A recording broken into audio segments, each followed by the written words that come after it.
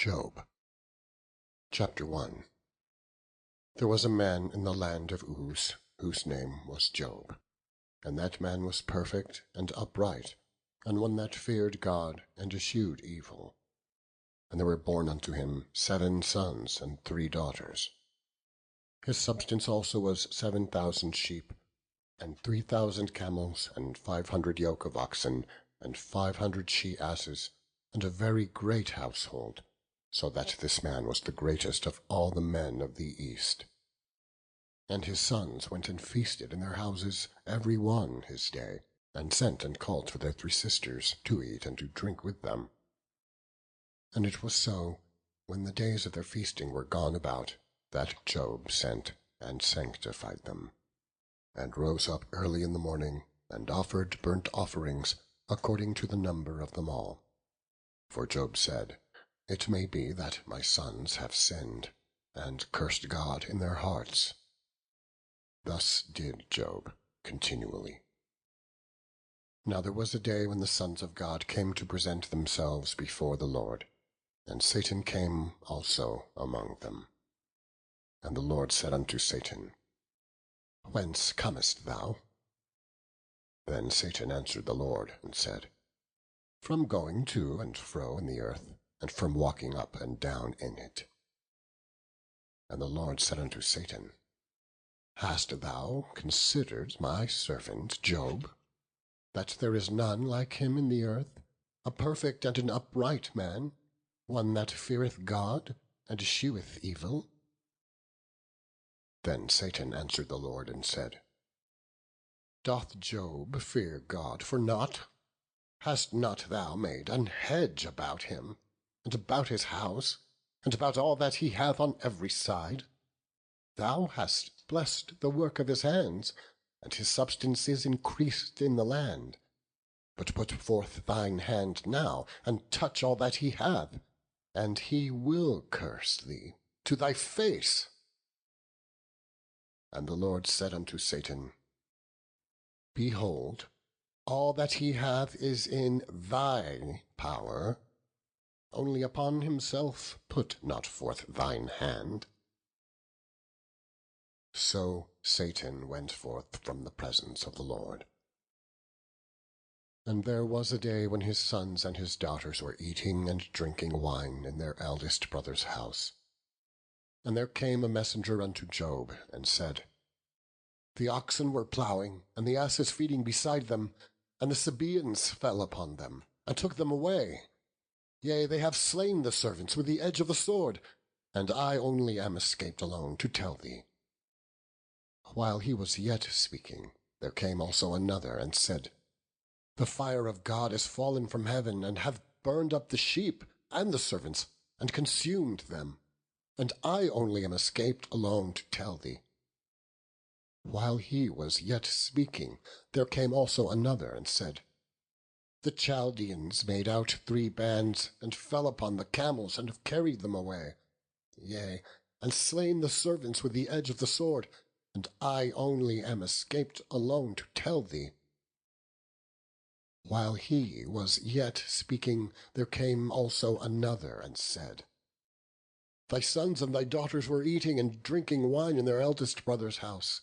And behold, there came a great wind from the wilderness, and smote the 4 corners of the house, and it fell upon the young men, and they are dead.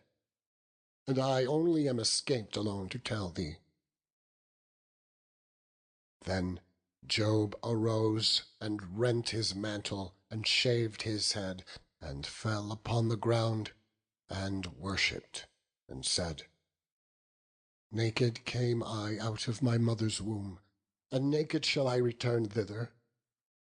The Lord gave, and the Lord hath taken away. Blessed be the name of the Lord. In all this Job sinned not, nor charged God foolishly. Chapter 2. Again there was a day when the sons of God came to present themselves before the Lord. And Satan came also among them to present himself before the Lord. And the Lord said unto Satan, From whence comest thou? And Satan answered the Lord and said, From going to and fro in the earth, and from walking up and down in it. And the Lord said unto Satan, Hast thou considered my servant Job, that there is none like him in the earth, a perfect and an upright man, one that feareth God, and escheweth evil? And still he holdeth fast his integrity, although thou movedst me against him, to destroy him, without cause.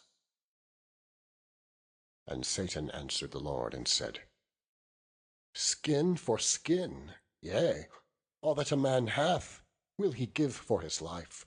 But put forth thine hand now, and touch his bone and his flesh, and he will curse thee to thy face. And the Lord said unto Satan, Behold, he is in thine hand, but save his life. So Satan went forth from the presence of the Lord, and smote Job with sore boils, from the sole of his foot unto his crown. And he took him a potsherd to scrape himself withal, and he sat down among the ashes.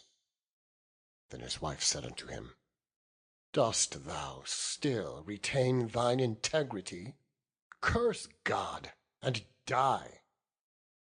But he said unto her, Thou speakest as one of the foolish women speaketh. Shall we receive good at the hand of God, and shall we not receive evil? In all this did not Job sin with his lips. Now when Job's 3 friends heard of all this evil that was come upon him, they came every one from his own place, Eliphaz the Temanite, and Bildad the Shuhite, and Zophar the Naamathite. For they had made an appointment together to come to mourn with him, and to comfort him. And when they lifted up their eyes afar off, and knew him not, they lifted up their voice and wept. And they rent every one his mantle, and sprinkled dust upon their heads toward heaven. So they sat down with him upon the ground 7 days and 7 nights, and none spake a word unto him, for they saw that his grief was very great. Chapter 3. After this opened Job his mouth, and cursed his day. And Job spake and said, Let the day perish wherein I was born, and the night in which it was said, There is a man-child conceived. Let that day be darkness. Let not God regard it from above, neither let the light shine upon it. Let darkness and the shadow of death stain it. Let a cloud dwell upon it. Let the blackness of the day terrify it. As for that night, let darkness seize upon it. Let it not be joined unto the days of the year. Let it not come into the number of the months. Lo, let that night be solitary. Let no joyful voice come therein. Let them curse it that curse the day, who are ready to raise up their mourning. Let the stars of the twilight thereof be dark. Let it look for light, but have none, neither let it see the dawning of the day, because it shut not up the doors of my mother's womb, nor hid sorrow from mine eyes. Why died I not from the womb? Why did I not give up the ghost when I came out of the belly? Why did the knees prevent me, or why the breast that I should suck? For now should I have lain still and been quiet. I should have slept.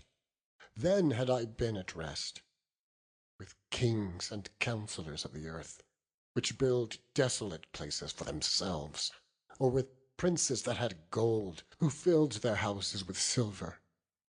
Or as in hidden, untimely birth I had not been, as infants which never saw light.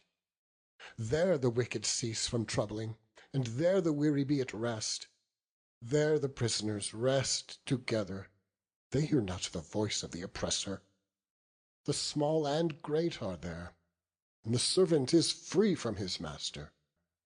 Wherefore is light given to him that is in misery, and life unto the bitter in soul, which long for death, but it cometh not, and dig for it more than for hid treasures, which rejoice exceedingly, and are glad when they can find the grave.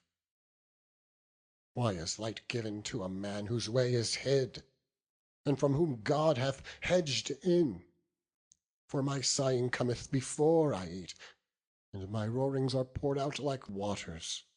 For the thing which I greatly feared is come upon me, and that which I was afraid of is come unto me. I was not in safety, neither had I rest, neither was I quiet, yet trouble came. Chapter 4. Then Eliphaz the Temanite answered and said, If we essay to commune with thee, wilt thou be grieved? But who can withhold himself from speaking? Behold, thou hast instructed many, and thou hast strengthened the weak hands. Thy words have upholden him that was falling, and thou hast strengthened the feeble knees. But now it is come upon thee, and thou faintest. It toucheth thee, and thou art troubled. Is this not thy fear, thy confidence, thy hope, and the uprightness of thy ways? Remember, I pray thee, who ever perished, being innocent, or where were the righteous cut off? Even as I have seen, they that plough iniquity, and sow wickedness, reap the same. By the blast of God they perish, and by the breath of his nostrils are they consumed. The roaring of the lion, and the voice of the fierce lion, and the teeth of the young lions are broken. The old lion perisheth for lack of prey, and the stout lion's whelps are scattered abroad. Now a thing was secretly brought to me, and mine ear received a little thereof. In thoughts from the visions of the night, when deep sleep falleth on men, fear came upon me, and trembling, which made all my bones to shake. Then a spirit passed before my face, the hair of my flesh stood up. It stood still, but I could not discern the form thereof. An image was before mine eyes. There was silence, and I heard a voice saying, Shall mortal man be more just than God? Shall a man be more pure than his Maker? Behold, he put no trust in his servants, and his angels he charged with folly. How much less in them that dwell in houses of clay, whose foundation is in the dust, which are crushed before the moth. They are destroyed from morning to evening. They perish for ever, without any regarding it. Doth not their excellency, which is in them, go away? They die even without wisdom. Chapter 5. Call now if there be any that will answer thee. And to which of the saints wilt thou turn? For wrath killeth the foolish man, and envy slayeth the silly one. I've seen the foolish taking root, but suddenly I cursed his habitation. His children are far from safety, and they are crushed in the gate, neither is there any to deliver them. Whose harvest the hungry eateth up, and taketh it even out of the thorns, and the robber swalloweth up their substance.